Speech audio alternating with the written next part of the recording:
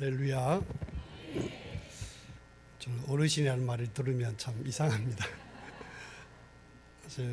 제가 66세인데 저희 교회 제 나이에 손자 손녀 없는 게 저밖에 없어요. 그런데 어디 가면 애들이 할아버지 그래서 난 손자 손녀도 없는데 이 딸들이 시집갈 생각을 안 해서 고민입니다. 우리 김우정 목사님께서 지난달에 저희 교회 남성교회 헌신예배 오셔서 참 은혜로운 말씀을 전해주셨습니다. 그래서 오늘 꼭 좀 와달라고. 사실 저는 주일에 다른 교회를 가본 적이 별로 없어요. 주일에 30분 이상 차 타고 온 게 진천중앙이 처음이 아닌가 싶은데 저는 다른 분은 초청하면서 제가 오라 하면 제가 잘 안 나가거든요. 근데 목사님께서 하도 오시라고 해서 우리 이렇게 왔는데, 김우정 목사님 뵈면 그 5월에 이제 막 잎이 초록색이 막 초록초록 올라갈 때 그때 모습 같아요. 늘 웃으시고. 저는 이제 담임 목사만 26년째인데 이제 목회 담임하신 지 얼마 안 돼서 아직도 덜 치이셔가지고 매일 웃기만 하시는 것 같아요. 조금 더 이제 목회하시면 이제 웃음기가 조금씩 줄어들고 표정 없이 목회할 때가 오지 않을까. 그렇게 안 되지기를 바랍니다. 목사님 오셔서 굉장히 은혜로운 말씀 주셨는데 저는 참 설교도 잘 못하고 그래서 잘 외부에 나가지도 않는데요. 이렇게 추천해 주셔서 감사하고, 제가 설교 안 하고 내려가도 될 것 같은 찬양 세 곡의 은혜를 너무너무 받았습니다. 그 짧은 시간에 제 지나온 모든 삶들을 영상으로 제가 이렇게 보면서 하나님의 은혜였다, 그런 고백을 다시 한번 하게 되면서 우리 권사님 찬양, 또 우리 권사의 찬양, 우리 찬양대 찬양 많이 은혜를 받아서 참 감사합니다. 잠깐 기도하겠습니다. 은혜로우신 아버지 하나님, 오늘 거룩하고 복된 주일 우리 진천 중앙교회 하나님 사랑하시는 교회, 또 우리 하나님이 사랑하시는 김우정 목사님, 또 이렇게 사역하시는 복된 교회에 부족한 종 초청받고 와서 우리 권사의 헌신 예배 말씀을 전하게 되었습니다. 저의 모든 허물 가리워 주시고 오직 성령의 충만함으로 붙드셔서 하나님이 주시고자 하시는 말씀 제 입을 통해서 온전히 선포하게 하시고, 그 말씀의 은혜를 힘입고 또 우리 권사님들이 더 아름답게, 또 우리 성도님들이 더 힘있게 하나님 앞에 헌신하는 귀한 열매가 있도록 은총을 베풀어 주옵소서. 예수님의 이름으로 간절히 기도하옵나이다. 아멘. 우리는 신앙생활을 하면서 헌신이라는 말을 참 많이 합니다. 헌신합시다, 헌신 예배 드립니다. 그런데 그렇게 자주 말하는 헌신이라는 말의 뜻이 뭘까요? 제가 한자어를 좀 봤습니다. 한자어를 보니까 몸 바칠 헌자에 몸신자를 쓰더라고요. 그러니까 내 몸과 삶을 주님께 바친다, 그런 의미 같아요. 나를 깨뜨리고 주님으로 온전히 채우는 것, 그것이 헌신 예배인 것 같습니다. 그러나 성경적으로 헌신이라는 말을 볼 때 단순히 교회에서 내가 열심히 봉사를 하고 또 시간을 들이고 물질을 드리는 것만을 말하는 것 같지는 않습니다. 구약 성경에 보면 하나님께 제사를 드릴 때 제물을 바치지 않습니까? 그럴 때 그 제물은 어떻게 되어야 했죠? 완전히 죽어서 제단 위에서 불태워서 하나님께 드렸습니다. 형체는 완전히 사라지고 제가 되어서 향기나는 냄새로 하나님께 올려드리는 것, 그것이 제물이었습니다. 그렇게 보면 성경적인 의미의 헌신이라는 것은 내 욕심이나 내 자아나 내 고집이나 이 모든 것들은 십자가 밑에서 다 완전히 죽어 없어지고 그 자리에 예수님만 남는 것, 그것이 헌신일 것이다 하는 생각이 듭니다. 우리 헌신하시는 권사님들 그렇게 헌신할 수 있겠습니까? 복음서에 보면 베다니에 살던 마리아라는 여인이 나옵니다. 이 여인이 어느 날 아주 자기가 평생토록 모은 값비싼 그 향유 옥합을 가지고 예수님 앞으로 나옵니다. 그리고 어떻게 하죠? 그것을 깨뜨려서 이제 그 아낌없이 완전히 깨뜨려 버리죠. 옥합이 그렇게 깨어지는 순간 비로소 그 안에 들어있던 아름다운 향유가 흘러나와서 온 집안을 가득 채우고 예수님의 발을 적십니다. 옥합이 깨어지지 않았다라고 하면 그런 아름다운 향유 냄새가 진동하지 않았겠죠. 그처럼 나의 자존심, 또 나의 고집, 또 나의 어떤 자랑, 이것들이 깨어지지 않는다라고 하면 아직 온전한 헌신은 시작되지 않았다라고 할 수가 있을 것입니다. 오늘 하나님 앞에 헌신 예배를 드리는 우리 권사님들, 그런 마음으로 진정 헌신할 수 있겠습니까? 당연히 그런 마음과 자세로 헌신을 해야 될 줄로 믿습니다. 오늘 본문은 로마서 16장, 사도 바울이 거대한 로마 제국의 중심지에 있었던 로마 교회에 보낸 편지면서 마지막 문안 인사를 드리는 장입니다. 이곳에 보면 사도 바울의 세계 선교 사역의 숨은 주역들, 즉 바울이 목숨 바쳐서 열심히 선교할 수 있도록 뒤에서 뒷받침해 주고 또 함께 동력했던 수많은 동력자들의 이름이 별과 같이 빛나고 있습니다. 그런데 놀라운 것은 그렇게 많은 수많은 동력자들 이름 가운데 여인의 이름들이 가장 먼저 언급이 되고 있다라고 하는 사실입니다.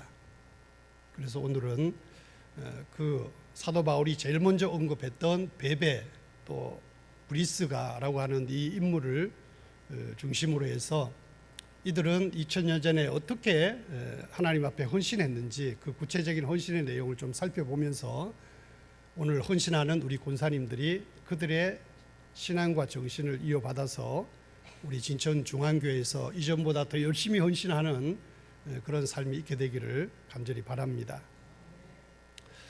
먼저 베베를 좀 생각해 보겠는데요. 이 베베, 사도 바울이 로마서 16장을 시작하면서 제일 먼저 추천하고 문안하는 인물이 바로 이 베베였습니다. 이 베베는 여러 성도들 그리고 사도들의 든든한 보호자였다라고 성경은 기록을 하고 있습니다. 우리 1절과 2절을 같이 다시 한번 읽어보겠습니다. 내가 갱그레아 교회의 일꾼으로 있는 우리 자매 베베를 너희에게 추천하노니 너희는 주 안에서 성도들의 합당한 예절로 그를 영접하고 무엇이든지 그에게 소용되는 바를 도와줄지니 이는 그가 여러 사람과 나의 보호자가 되었습니다. 아멘. 베베가 살던 곳은 고린도에 있는 갱그레아라고 하는 항구 도시였습니다. 사도 바울은 2차 선교 여행 당시에 이곳에서 머리를 깎고 하나님 앞에 소원을 한 적이 있는데요. 저는 우리 교회 장로님들 부부와 함께 이 장로 수련회로 이 고린도에 갔다가 갱그레아라고 하는 곳을 방문해 본 적이 있습니다. 사도 바울 당시에 이 갱그레아라고 하는 항구 도시는 소아시아 또 시리아 그리고 이집트로 향하는 아주 활발하고 역동적인 무역을 하는 항구 도시였습니다. 그런데 수차례 강한 지진으로 인해서 지반이 가라앉고 또 항구는 대부분 바닷속에 가라앉은 상태로 지금은 아주 고즈넉하고 아름다운 작은 해안가로만 남겨있는 것을 보았습니다. 하지만 바울 당시에 이 갱그레아는 타락의 도시였습니다. 그리고 우상의 도시였고 뜨내기 무역상들이 넘쳐나는 아주 거칠고 험한 그런 항구 도시였습니다. 영적으로 보면 그렇게 어두운 곳에 교회가 있었는데 이 베베는 그 교회의 일꾼이었다라고 오늘 성경은 말씀하고 있습니다. 여기서 말하는 일꾼이라는 이 단어는 나중에 우리 교회에서 집사라고 하는 직분으로 발전된 단어인데요. 그렇게 보면 이 베베는 교회에 그저 이름만 걸어두고 있는 성도가 아니라 교회에서 아주 중요한 일을 하고 있는 중심 인물이었다 하는 것을 알 수가 있어요. 그런데 바울은 이 베베에게 아주 특별한 별명을 하나 붙여줍니다. 그게 뭐냐 하면 여러 사람과 나의 보호자가 되었다라고 하는 것입니다. 이 보호자라고 하는 말의 헬라어의 그 의미를 보면 단순한 조력자가 아니라 법적인 후원자, 재정적인 후원자, 혹은 어려움이 있을 때 앞에 서서 막아주는 방패, 뭐 이런 의미가 있는 그런 단어입니다. 당시 초대교회 성도들과 사도 바울은 복음을 전한다라고 하는 이유로 인해서 유대인들에게는 박해를 당하고 로마인들에게는 감시를 받고 그랬습니다. 또 재정적으로도 돈이 크게 없어서 물질적으로 늘 어려움을 겪는 그런 가운데서 복음을 전했어요.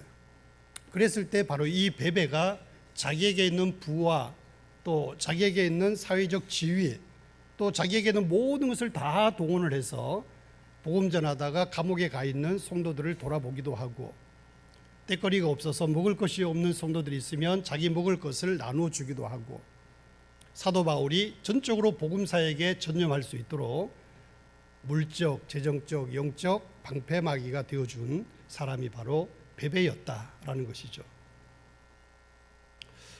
저도 가난한 신학생 시절이 있었습니다. 그때 서울의 서초동에 있는 모 교회에서 교육전사 또 전임전사로 한 5년 정도 있다가 제가 옥산교회로 와서 우리 충청로에서 목사 안수를 받았는데요. 서울 서초동에 있을 때 교육전사, 전임전사를 하는 동안에 참 많은 권사님들, 안수 집사님들의 물질적 후원을 받았어요. 제 기억으로 그때 매월 한 15만 원 정도 교육전사 사례로 받았던 것 같습니다. 그런데 보이지 않게 도서비 하라고, 공부하는 데 쓰라고, 또 사역하는 데 필요하면 쓰라고 이렇게 주신 것들이 제가 받았던 사례보다 한 두세 배 넘었던 것 같습니다. 장로님들도 끊임없이 잘한다고 격려를 늘 해주시고, 그래서 그분들의 그 헌신을 통해서 공부도 할 수 있었고 또 교회 사역도 할 수가 있었던 기억이 있습니다. 제가 옥산교회에 와서 부목사로 7년 있다가 경주에 첫 단임을 갔는데 마침 100주년 기념교회를 짓게 되었어요. 경주에서 제일 오래된 교회인데 가자마자 교회를 지어야 한다 그래서 교회를 지었는데, 예배당을 예쁘게 잘 짓고 이제 교회 안에 물건을 채워야 되는데 옥산교회 성도들이 이 앞에 필요한 강대상이나 의자 모든 것을 한 분이 다 해주시고, 예배당에 있는 의자를 또 어떤 안수 집사님이 다 이렇게 해주셨어요. 교회에서도 많은 헌금이 내려오고 해서 큰 빚 없이 또 조금 있다가 빚을 다 갚기도 했는데, 생각해 보면 참 하나님의 은혜가 너무 크고 감사해서 늘 저는 감사할 것밖에 없는 그런 목회자입니다. 아마 우리 진천중앙교회 권사님들도 이제까지 그렇게 살아오셨을 것입니다. 그러나 앞으로도 더욱 베베와 같이 우리 여러 성도들과 또 우리 교역자들의 든든한 보호자가 되어주시면 좋겠습니다. 권사라고 하는 직분은 그저 이름 뒤에 부르기 좋으라고 붙여준 그런 직분은 아니거든요. 권사는 교회 안에 낙심한 성도들이 있으면 찾아가서 위로하고 손 붙잡아주고 기도하고, 또 힘들고 어려운 가운데 신앙생활하는 사람들이 있으면 남몰래 가슴도 한번 어루만져 주고 또 품어주기도 하면서 그 사명을 감당하는 사람들이죠. 새신자가 왔는데 또는 교회 안에서 상처받은 성도들이 있는데 이들이 중심에 들어오지 못하고 교회 바깥을 배회하고 있을 때 따뜻한 마음을 가지고 좀 다가가서 손도 좀 잡아주고 남몰래 밥도 좀 한 끼 사주면서 그 서러운 마음들을 녹여주는 어머니와 같은 보호자가 되는 것, 이게 권사의 일이라고, 권사의 헌신이라고 저는 생각을 합니다. 또 그것이 베베가 교회를 섬겨왔던 그런 정신이기도 할 것입니다. 또한 베베의 아름다운 헌신은 인류 역사상 가장 위대한 신학서라고 하는 이 로마서를 바울로부터 받아서 로마 교회까지 안전하게 배달하는 그 사명을 통해서 정점을 찍게 됩니다. 사실 당시 여자 몸으로 갱그레아에서 로마까지 그 험한 백길을 따라서 또 육로를 걸어서 이 편지를 전달한다라고 하는 것은 목숨을 건 그런 일이었습니다. 그럼에도 불구하고 도적의 위험 또 파도의 위험을 뚫고 베베는 묵묵히 자기에게 주어진 일들을 사명을 완수를 했습니다. 그렇게 보면 베베의 사역이라는 것은 남들이 눈에 띄는 전면 사역이었다라고 하기보다는 복음이 흘러갈 수 있도록 숨은 그런 헌신자였다. 저는 그렇게 생각이 되어집니다. 여러분, 바울이 썼다고 하면 누군가는 전달을 해야 되고 또 누군가는 보호를 해야 되고 누군가는 연결시켜 줘야 되는데 이 베베가 이제 그 모든 일들을 다 감당을 했던 것이죠. 여러분, 사람들은 종종 설교자만 기억할 때가 참 많습니다. 그러나 하나님 나라는 설교자만으로 세워지는 것은 아닙니다. 복음의 사람 곁에서 복음에 흘러갈 수 있도록 길을 열어주는 사람들, 이들로 인해서 교회는 든든하게 이제 세워지는 거죠. 세상은 늘 스포트라이트를 따라서 가지만 하나님은 숨은 헌신자의 무게를 보십니다. 그렇다라고 하면 이 베베가 우리에게 보여주는 헌신은 단순히 앞에 서서 가는 것이 아니고 복음의 길을 열어주는 그런 헌신자가 되는 것, 그것이 진정한 헌신이라고 할 수가 있을 것입니다. 오늘 우리 권사님들의 직분도 마찬가지입니다.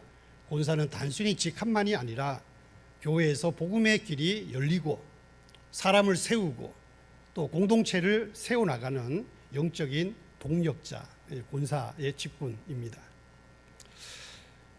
여러분, 교회 안에서 그렇게 볼 때 여러분들의 이름이 뭐 그렇게 크게 드러나지 않아도 괜찮아요. 얼마 전에 저희 교회에 한 권사님이 헌금을 올렸는데 제가 없을 때인데 부목사님이 기도해 주지 않았다라고 해서 부목사님에게 장문의 문자를 보내서 섭섭한 마음을 얘기했다 그래요. 제가 볼 때 그분이 그럴 분이 아닌데 그날 뭐 좀 약간 마음이 안 좋았는지 그랬어요. 헌신할 때 이름이 드러나지 않고 주보에 이름이 올라가지 않고 목사님과 장로님들이 성도들이 알아주지 않아도 괜찮아요. 누가 아십니까? 하나님이 아시죠. 그러므로 베베처럼 주님이 맡겨주신 자리에서 묵묵히 자기 사명을 감당을 하면서 교회의 여러 성도들과 그리고 또 목회자들의 진정한 보호자가 되어주시고 또 나를 통해서 누군가에게 복음이 흘러갈 수 있도록 복음의 길을 트는 그런 권사들이 되신다라고 하면 우리 진천중앙교회 권사님들을 통해서 이 교회는 더 하나님 기뻐하시는 많은 사역들을 이루어가면서 하나님께 영광을 돌리게 될 줄로 믿습니다. 그런 권사들이 다 될 수 있기를 주님의 이름으로 축복합니다. 이제 브리스가에 대해서 좀 알아봅니다. 바울은 이어서 초대교회 역사상 가장 아름다운 부부로서 사역했던 한 가정을 소개하죠. 브리스가와 아굴라 부부입니다. 우리 본문 3절 4절을 또 같이 한번 읽겠습니다. 너희는 그리스도 예수 안에서 나의 동역자들이 브리스가와 아굴라에게 문안하라. 그들은 내 목숨을 위하여 자기들의 목까지도 내놓았나니 나뿐 아니라 이방인의 모든 교회도 그들에게 감사하느니라. 아멘. 자, 오늘 본문을 좀 유심히 읽어보면 흥미로운 사실 한 가지를 발견할 수가 있어요. 그게 뭔지 아시겠습니까? 남편의 이름보다 아내 이름이 먼저 나온다라고 하는 거죠. 이 브리스가와 아굴라 부부 이름은 성경에 모두 6번 나오는데요. 그 중에 4번이 남편보다 부인인 아굴라 이름이 먼저 나옵니다.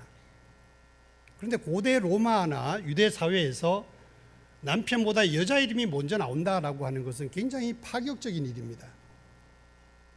그럼 이건 뭘 의미하는 것일까요? 이 아내인 브리스가의 복음에 대한 열정과 교회에 대한 헌신, 또 사도 바울을 돕는 영적 리더십이 매우 뜨거웠고 주도적이었다라고 하는 것을 알 수가 있어요. 나중에 이들이 자기 집을 교회로 세우는데 사실 집을 남에게 개방한다 하는 것은 부인의 허락 없이는 참 힘든 일입니다. 부인들은 집을 잘 아름답게 꾸미기를 원하지 많은 사람들이 들어와서 복작복작하는 거 별로 안 좋아하잖아요. 그런데 교회로 세웠다고 하는 것도 역시 이 브리스가의 영향력이 굉장히 컸다라고 할 수가 있을 것입니다. 따라서 어쨌든 이 부부 중에 부인의 복음에 대한 열정이나 또 교회를 위한 헌신이나 사도 바울을 돕는 영적인 리더십, 이 모든 것들이 남편보다 더 뛰어났기 때문에 바울은 남편보다 아내 이름을 먼저 기록한 것일 것이라고 생각이 듭니다. 특히 바울은 이 브리스가 부부를 향해서 이렇게 선언합니다. 그들은 내 목숨을 위해서 자기들의 목까지도 내놓았다. 여러분 얼마나 소름 돋는 고백입니까? 나를 위해서 돈을 내놓았다. 나를 위해서 시간을 내놓았다. 그런 말이 아니라 바울이 말하기를 나를 위해서 자기들의 목까지도 내놓았다는 거예요. 이 말은 그들이 자기들의 생명의 위험을 무릅쓰고라도 바울을 위해서 그만큼 헌신적이었다 이런 뜻일 수도 있고, 또 실제로 이들 부부가 바울을 변호하는 과정에서 바울이 죽어야 되는데 차라리 우리가 죽겠습니다 라고 말했을 가능성도 있습니다. 뭐 어떤 건지 정확히 알 수는 없지만 그러나 중요한 사실은 바울을 위해서라면 이들 부부가 자기들의 목까지도 내놓겠다고 결단하는 헌신을 했다라고 하는 거죠. 그게 중요한 것입니다. 성도 여러분, 이들 부부는 로마의 글라우디오 황제가 유대인을 추방하는 명령을 내렸을 때 로마에서 쫓겨나서 고린도로 온 사람입니다. 고린도에 와서 같은 천막 일을 하면서 복음을 전하는 바울을 만나서 함께 복음을 전하는 동역자가 되었어요. 이때 이들은 이미 예수님을 믿고 있었는데 누구를 통해서 믿었는지는 알 수가 없지만 그러나 바울을 만나서 복음을 위한 동역자가 됩니다. 나중에 바울이 에베소로 건너가려고 할 때 이들은 자기의 모든 생업을 정리해서 바울을 따라갑니다. 그리고 로마에서 유대인 추방령이 해제되었을 때 다시 로마로 가서 자기 집을 교회로 세웠습니다. 가는 곳마다 그들은 자기 집을 예수 믿는 성도들이 모여서 하나님을 예배하는 교회로 내놓았어요. 자기 집을 아까워하지 않고 자기 재산을 내 것이라고 하지 않고 오직 하나님 나라를 위해서 먼저 자기의 삶을 바치는, 그것이 바로 이 브리스가와 아굴라 부부의 삶이었다라고 하는 것이죠.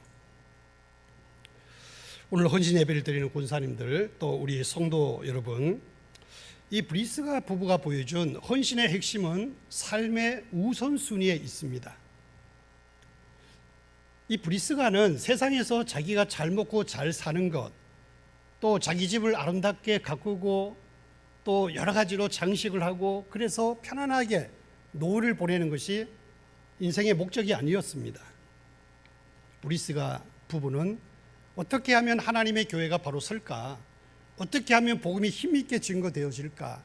이것이 삶의 제일 우선순위에 있었습니다. 오늘날 사단은 자꾸 권사님들에게 찾아와서 이렇게 얘기를 합니다.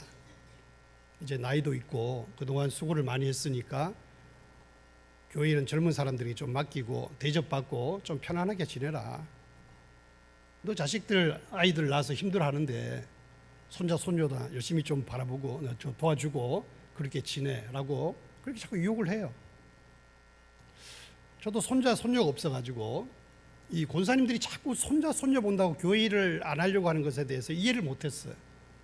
근데 요즘 좀 이해가 갑니다. 손자 손녀 있는 사람들 보니까 카톡에도 전부 다 손자 손녀 뭐 사진밖에 없고 손자 손녀면 아주 껍벅 넘어가더라고요. 그래서 손자 손녀를 기도해주고 믿음으로 잘 키우는 것도 권사의 사명이겠다라고 해서 제가 요즘은 교회 일 안 하고 손자 손녀만 보는 권사들 보고 좀 뭘 하진 않습니다. 그러나 사실 거기에만 빠져 있는 것도 문제죠. 사탄이 자꾸 그렇게 유혹을 하는 거예요. 그러나 여러분, 믿음의 사람들에게 있어서 은퇴라는 게 어디 있습니까? 물론 교회법에 의해서 어쩔 수 없이 은퇴를 하긴 하지만 복음 전하는 사역에는 은퇴라는 것이 있을 수가 없는 거죠. 오히려 시간이 흐를수록 나이가 들수록 연륜이 깊어갈수록 이 브리스가처럼 더 깊은 기도의 자리로, 더 단단한 사명의 자리로 나가는 것, 그것이 옳은 성도의 모습이라고 저는 생각합니다. 그렇다면 브리스가 부부는 바울을 위해서라면 자기 목이라도 내놓겠다라고 했는데 우리 권사님들이 내놓아야 될 목은 무슨 목일까요? 2000년 전처럼 단두대에 목을 내놓아라 그런 말은 아니에요.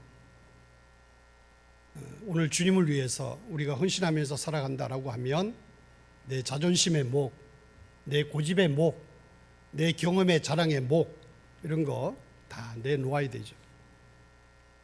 오랜 세월 신앙생활을 하다 보면 자꾸 나도 모르게 이 생각의 목이 꼿꼿해지는 그런 일들이 생겨요. 그래서 누가 뭘 이렇게 하면 자꾸 태클을 걸고 싶어 하죠. 내하고 안 맞다는 거죠. 제가 40살에 경주에 담임으로 처음 나갔는데 동네에서 소문나고 교회에서 소문난 권사 두 분이 계셨어요. 근데 이 두 분 때문에 교회가 지역사회에서도 덕이 안 되고 교회 안에서도 덕이 안 되고, 제가 장로님들 보고 두 분을 조기 은퇴 시킵시다 그랬어요. 제가 젊은 나이에 담임으로 새로 왔으니까 저도 새롭게 목회를 해보고 싶다. 그랬더니 장로님들이 안 된다 큰일 난다고. 그래서 제가 기도를 오래 하고 권사님들 찾아갔어요. 제가 40살 젊은 나이에 와서 교회를 힘있게 해보려고 하는데, 가만히 들어보니 두 분이 우리 교회에서 오랫동안 헌신을 너무 많이 하셨다고 하는데 이제는 좀 쉬십시오. 제가 젊은 권사를 뽑아서 열심히 해보겠습니다. 놀라운 일이 생겼어요. 두 분 다 은퇴하셨어요. 근데 문제는 새로 뽑은 젊은 권사들에게서 자꾸 그 두 분의 이름이 나오는 거예요. 된장 맛이 어떻다, 뭐가 어떻다, 김치 맛이 어떻다. 젊은 권사님들이 그 두 분 때문에 너무 스트레스를 받아서 힘들다는 거예요. 그래서 두 분을 불렀어요. 권사님도 옛날에 시집 왔을 때 처음 시집살이가 힘들었죠. 말도 하지 마라. 우리 시어머니 어쩌고 막 떠들어대는데 30분 이상 떠들어요. 그런데 왜 우리 젊은 권사님들이 열심히 해보려고 하는데 자꾸 태클을 걸고 이건 어떻다 저건 어떻다 자꾸 뭐라 하십니까?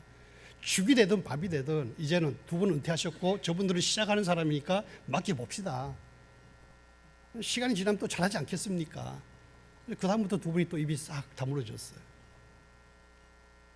사실 시간이 지나고 신앙생활을 오래 할수록 더 예수님을 닮아서 겸손하고 낮아지고 성경 말씀에 순종하면서 그렇게 살아야 되는데, 이상하게 자기 경험을 자꾸 얘기하고 또 자기 고집을 자꾸 내세우면서 열심히 하려고 하는 사람들을 자꾸 태클을 거는 그런 일들이 참 많아요. 제 친구 중에 사우정이라는 놈이 있어요. 학교 다닐 때 수학 시간에 수학 숙제를 안 해왔어. 선생님이 숙제 안 해온 놈들 나와. 5명이 딱 걸렸어요. 근데 앞으로 딱 나가려고 이제 딱 하다가 이 사우정이 생각해 보니까 수학 선생님이 덩치가 좀 있어요. 제 앞에 섰다가는 제일 세게 얻어 터질 것 같으니까 머리를 써서 5번째 딱 섰어요. 그래서 선생님이 수학 숙제 안 오는 놈들을 때리는데 제일 앞에 놈 1대, 두 번째 놈 2대. 몇 대 맞았어요? 머리 막 뚜껑이 열리는 거야. 내가 앞으로 숙제 해오나 봐라. 숙제 안 오면 지만 손해지. 다음 날 또 수학 숙제 안 한 사람 손들어. 또 3사람이 걸렸어요. 사종이 또 걸렸어요. 나와. 나가려고 다 가만 생각하니까 어저께 제일 뒤에 갔다 제일 많이 맞았잖아요. 그럼 오늘 몇 번째 나가야 돼? 첫 번째 나가야 돼. 첫 번째 탁 나갔어요. 뒤에 또 있었어요. 근데 뭔가 선생님이 어제하고는 좀 몸이 좀 달라 보여. 선생님 하시는 말씀이, 야, 오늘 내 몸이 너무 아프다. 오늘 앞에 있는 대표로 한 대만 맞는다. 사종만 맞았어. 진짜 뚜껑 열리잖아요. 또 숙제 안 오겠다고. 뭐 안 오면 지만 손해지. 그 다음날 또 수학 숙제 하는 사람 나와. 또 3사람이 걸렸어요. 사종이 나가면서 첫날은 제일 늦게 나갔다 5대 맞고, 어제는 제일 먼저 나갔다가 혼자 맞고, 뭐 오늘 몇 번째 나가야 돼? 2번째 나가야 돼. 근데 가운데 탁 섰어요. 근데 선생님 몸이 여전히 안 좋아 보여. 그래가지고 가운데 있는 사우정하고 앞에 있는 머리를 콱 맞고, 가운데 있는 사우정하고 제일 뒤에 있는 머리하고 머리 콱 맞고. 여러분, 자꾸 깨를 부리면 혼자 망하는 거예요. 자꾸 태클 걸고, 교회가 하나님의 교회인데 내 고집대로 하려고 하고, 그러면 결과가 다 안 좋아요. 저는 목회를 오래 하면서 그런 분들 많이 봤어요. 그러나 참된 헌신이라는 것은 이 브리스가처럼 교회가 평안할 수만 있다면, 복음이 힘있게 흘러갈 수만 있다면 내 자존심도 내 고집도 내 부끄러움도 다 내려놓아야 돼요. 사실 내가 죽어야 교회가 살고 내 목이 꺾여야 십자가가 높이 솟아날 수가 있어요. 오늘 헌신하는 우리 권사님들이 또 우리 모든 성도님들이 그런 신앙의 마음으로 믿음 생활하시고 주님을 섬겨나갈 수 있기를 간절히 바랍니다. 우리 한국교회 역사를 보면 자신을 꽂고 눈물과 기도로 채운 믿음의 어머니들이 참 많이 있었습니다. 이 땅에 세워진 교회 역사가 벌써 140년인데 그 140년의 역사를 되돌아보면 오늘 이 자리에 있는 여러분들의 믿음의 선배 또 영적인 어머니들, 오늘 우리로 치면 한국판 베베, 한국판 브리스길라가 엄청 많았다라고 하는 거죠. 그 중에 대표적인 한 분만 좀 얘기하려고 합니다. 우리 한국 기독교 초기에 위대한 믿음의 족적을 남긴 여러분 잘 아는 문준경 전사님이 계셔요.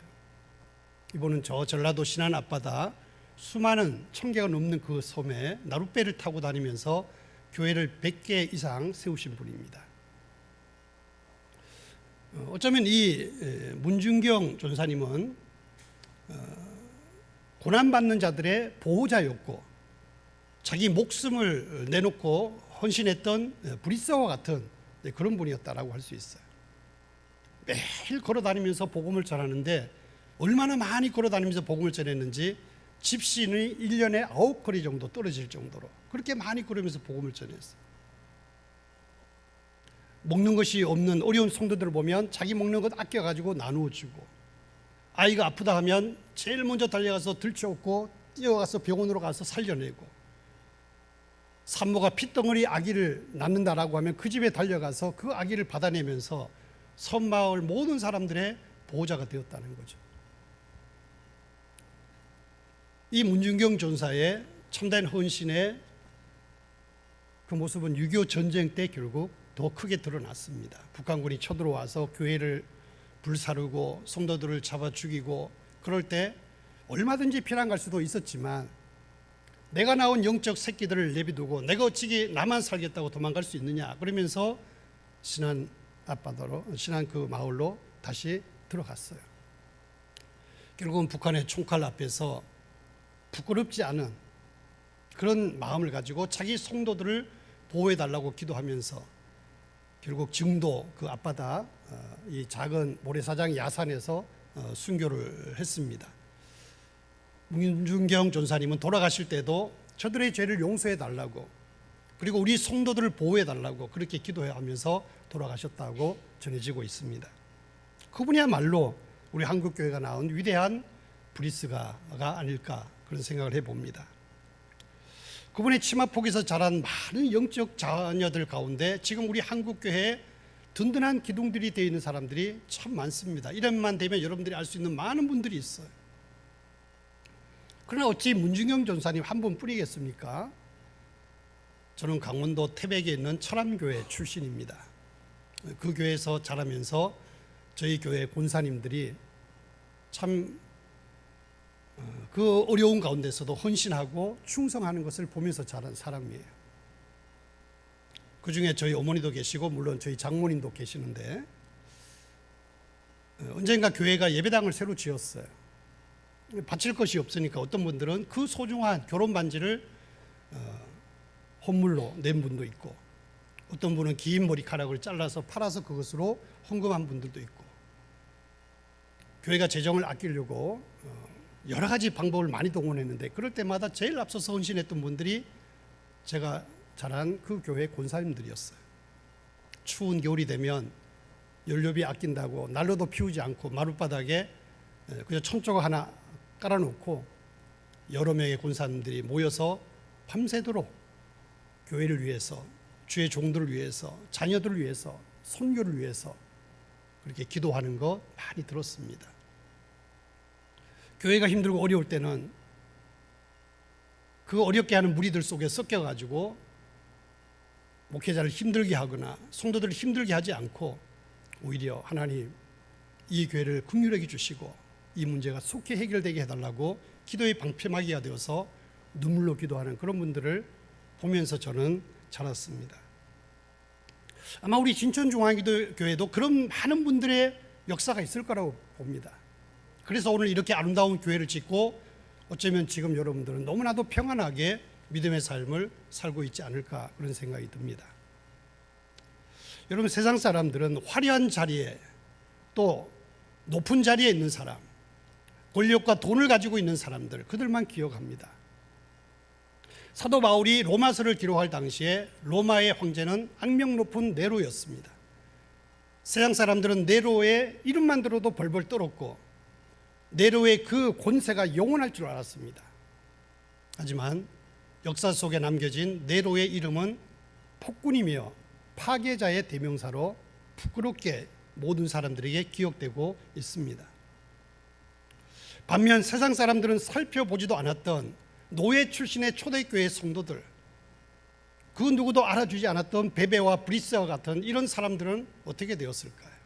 2000년이 지난 지금 우리 성도들이 로마서 16장의 말씀을 읽으면서 이들의 이름이 우리 입에서 읽혀질 때마다 가슴이 뛰고 이들이 헌신했던 그 내용들을 우리가 생각하면서 눈물 흘리는 그 이유가 무엇 때문입니까?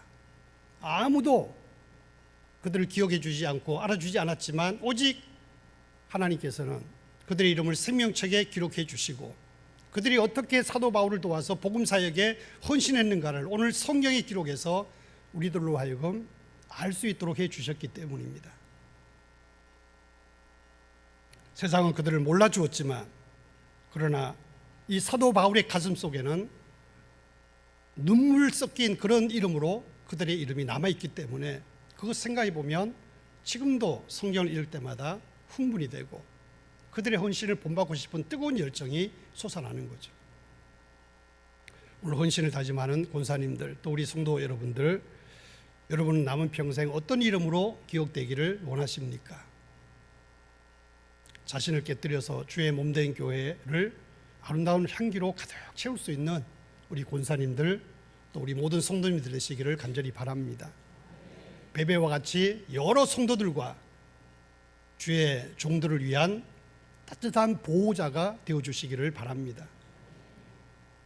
브리스가처럼 고집의 목, 자존심의 목 다 꺾고 주의 몸된 교회를 위해서라면, 복음을 위해서라고 하면 내 목숨도 아까워하지 않으면서 드릴 수 있는 그것이 제 삶의 제1 우선순위가 되어서 교회와 복음을 위해서라면 시간을 먼저 드리고 내 물질을 먼저 드릴 수 있는 그런 분들로 여러분의 삶을 살아가시기를 바랍니다. 진천중앙교회 믿음의 선배들이 눈물과 피와 기도로 지켜온 이 예배와 기도의 자리, 또 복음의 이 자리를 이제는 우리 권사님들이 또 성도님들이 잘 이어받아서 주님 오실 때까지 이전 역사보다 더 좋은 헌신으로 잘 섬기셔서 하나님이 이 교회를 통해서 이루고자 하시는 모든 일들을 이루어가는 일에 아름답게 쓰임받는 통로들이 될 수 있기를 간절히 바랍니다. 그래서 여러분의 이름 한 분 한 분의 이름이 생명책에 기록되어지고 또 여러분들 진천중앙교회 역사 속에 그분은 진정한 우리 교회의 보호자였다. 그들은 진정한 복음이 흘러가도록 복음의 어떤 길이 되어 주었던 헌신자들이었다 하는 것들이 남아 있어서 하나님께도 영광이 되고 여러분들에게도 기쁨이 되고 또 이 다음에 여러분들의 다음 세대들도 또 여러분들을 본받아서 헌신하고 수고하려고 할 때 여러분들의 그 지나온 족적을 보면서 저도 그것을 본받아서 주님 오실 때까지 이 교회가 계속해서 선교의 장을 넓혀가고 하나님 나라를 확장시켜 나가는 일에 아름답게 쓰임받는 우리 권사님들 모든 성도들 되시기를 주의 이름으로 축원합니다. 기도하겠습니다. 하나님 아버지, 진천중앙교회 드러나지는 않은 많은 역사 속에 정말 베베와 브리스가와 같은 눈물의 헌신자들이 많이 있었을 줄 압니다. 그러나 오늘 다시 헌신하는 우리 권사님들 또 함께 예배하는 우리 모든 성도님들에게도 오늘 우리가 말씀을 통해 들었던 베베와 브리스가와처럼 진정한 헌신자들이 되어서 이 교회가 날로 날로 부흥 성장하며 지역사회뿐만 아니라 세계 선교를 감당하는 귀한 교회로 아름답게 쓰임받는 열매가 더 크게 나타날 수 있도록 은혜를 더하여 주옵소서.